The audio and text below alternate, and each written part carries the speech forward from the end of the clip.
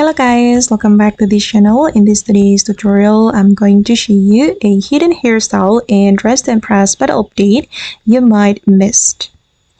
Okay, let's get into it guys. First of all, I'm going to go to the salon and go to the hairstyle selection. Okay, and then you're going to go to the upload category and then choose this hairstyles. Okay, and go to the toggle to change the toggle. And as you can see, we have two toggles. We have classic and also rework. Okay, and I'm just going to choose rework and then I'm going to close it. And this is the result. This is for the reworked styles. But if you want to use the classic one, just go to this menu and choose classic. Okay. Alright, and that's all the tutorial for today. I hope this video will be useful for you. Thank you so much for watching and see you in the next video guys.